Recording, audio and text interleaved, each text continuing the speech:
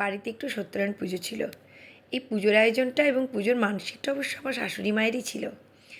উনি অনেক দিন থেকেই ভেবে রেখেছিলেন যে নাতনির একটা ভালো খবর পেয়ে পুজো দেবো। দেখুন না, সকাল থেকেই লেগে পড়েছে কাজে। আমি একটু হেল্প করেছি, তবে সেটা খুবই স্বল্প। ছেলেও লেগে সাথে, মায়ের সাথে ছেলেও লেগে পড়েছে। আমরা তিনজনই সকালবেলা উঠে সাজ সরঞ্জাম আরম্ভ করে দিয়েছি। তো সবাই এবার এসে পড়বে, এই বলতে বলতে ছোটো বৌদিও ঢুকে গেল।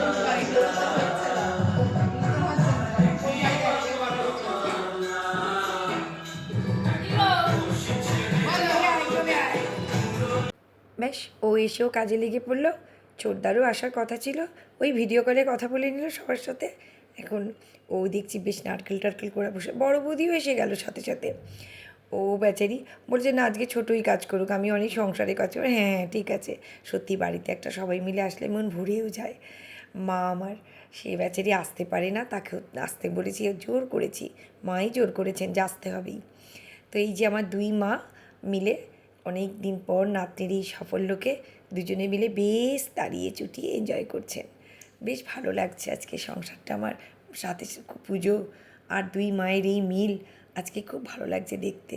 মনটা আমার ভরেই গেল। পাশাপাশি আমার পাশে এক আন্টি থাকেন, উনিও এসে পড়লেন। মায়েদের সাথে খুব বন্ধু হয়ে গেছে, বসে এখন গল্প। আমার দুই মা ওনার ইচ্ছে ছিল যে আমার নাতির কিছু হলে আমি আগে পুজো দেবো। এটা অনেক কিছু, ওনার অনেক স্বপ্ন আছে, সেগুলো বলেন আর কাঁদেন, কিন্তু আমি জানি না কতটা ওনার স্বপ্ন সফল করতে পারবো। বড়দাও এসে গেল। বাবা চলে যাবার পর থেকে কখন যে সংসারের একটা গার্জেন হয়ে গেছে। আমরা যখন যখন যে অবস্থায় বড়দাকে ডাকি না কেন, যত কাজই ওর থাকুক, ছুটে চলে আসে। আর সবথেকে ওর একটা বড় গুণ, ও ছোট বড় প্রত্যেকের খুব প্রিয় হয়ে যায়। তাই তো আমার মেয়ে কখনো বড় মামা বলে না, বড়দা বলে ডাকে। ব্যাস, ও খুব খুশি হয়ে যায় এই বড়দা নামটা শুনলে। আজকে ও আসাতেও যেন মনে হচ্ছে সত্যি একটা মানুষের জন্যই খারাপ লাগছে, সেটা বাবা। পাশের বাড়ির ভাইও এসে গেল। ও সকাল থেকেই আছে, এখন যেন আবার নতুন রূপে ঢুকলো। এই আমার হেল্পিং হ্যান্ড। বৌদি ছাড়া আমার সবটাই অচল হয়ে যায়। একটু বসে পড়েছিলাম, আর পারছিলাম না। একটু গল্প না করলে হয়, আর আমি একটু গল্প করতে বেশিই ভালোবাসি। মা কাকিমারা আছে, এই সুযোগ মিস করা যায় না? ঠাকুরমশাই পুজো শুরু করে দিয়েছিলেন। বৌদিরা সবাই মিলে এবার উঠে পড়ে লেগেছে। খুব ভালো লাগছে। এত সুন্দর পুজো বাড়িতে হলে না, পরিবেশটাই যেন অন্যরকম লাগে। শুধু মিস করছি আমার শ্বশুরমশাই, আমার বাবা। মিস করছি না, আমি জানি ওনারা সব সময় আছেন। ওনাদের আশীর্বাদ বা নাতি নাতনির মাথায় আছে। এই পাথরের থালাটি না আমার বড় প্রিয়, জানেন। মায়ের কাছে এরকম আমার শ্বশুরবাড়ির প্রচুর দিনের অনেক বছরের পাথরের থালা আছে। তো একটিতে আবদার করে নিয়ে এসেছি। মা বলছেন কোথায় নিয়ে রাখবে, আমি নাছোড়বান্দা, মা নেবই। সেই জন্য আগে আমি আমার পাথরের থালাটি নিয়ে গুছিয়ে দিলাম ফলটা। মা কিন্তু সেই নিষ্ঠা ভরে সিন্নি মেখে যাচ্ছেন। আর এই নারায়ণের এই সিন্নিটুকুই তো আসল। বড়দাও লেগে পড়েছে কাজে। ও চুপ করে থাকতেও পারে না, আর চুপ করে থাকলে হবে নাকি। আর আমার বড়মশাই, সেও কিন্তু নিচ থেকে সমস্ত টেবিল চেয়ার তুলে নিয়ে এসছে, কারণ একটু পরে ওকেও আবার পুজোয় বসতে হবে।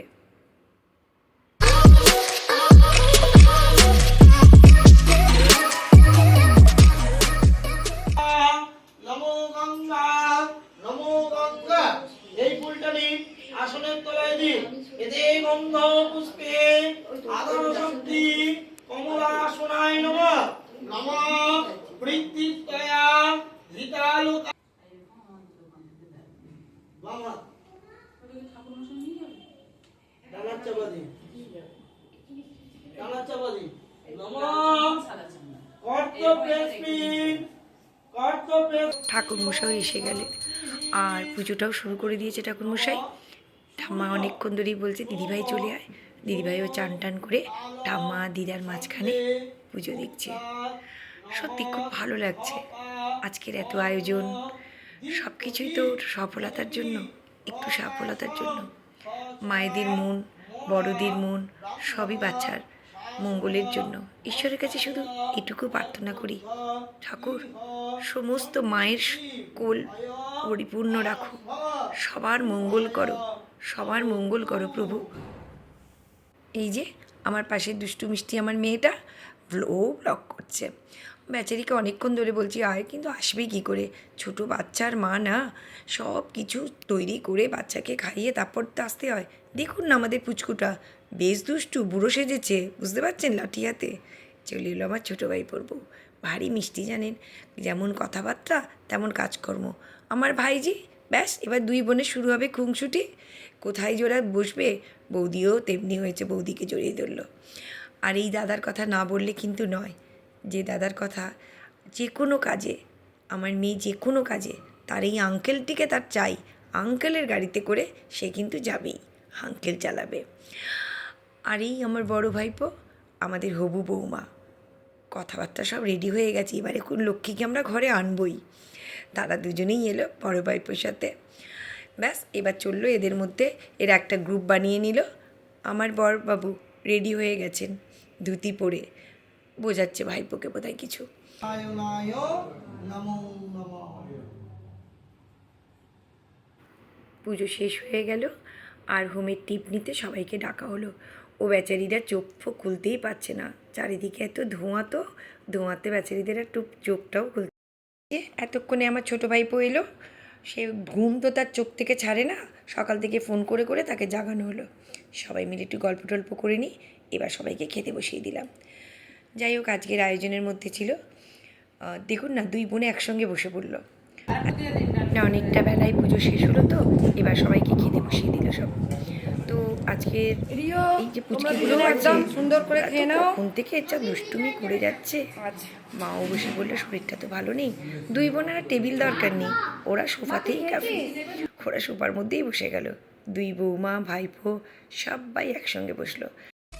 আয়োজনে ছিল লুচি, চানা পনির, বেগুন বাহার, আর কাশ্মীরি আলুর দম। আলুর দমটা খুব নাকি সবাই বলছে বেশ ভালোই হয়েছিল, হ্যাঁ আমারও খেয়ে বেশ ভালোই লেগেছে। আর চাটনি, মিষ্টি, পাঁপড় ভাজা। এই যে দুই বোনে বেরিয়ে গেল একটু ঘুরু করতে। আমার ভাইজি কিন্তু খুব ভালো ভ্লগ করে। আমরা এবার সবাই মিলেমিশে একটুখানি ঘরের মধ্যে বসে আড্ডা দিলাম। সকাল থেকে হাসিতে মজাতে পুজোর আনন্দে খুব সুন্দর দিনটা কাটলো। শুধু এই হোমের যজ্ঞে আমার বাড়ির অশুভ শক্তি নয়, এই সমাজ থেকে সমস্ত অশুভ শক্তি দূর হোক। হোমের আগুনে সব কিছু অশুভ শক্তি পুড়ে যাক, শুভ শক্তির আগমন হোক।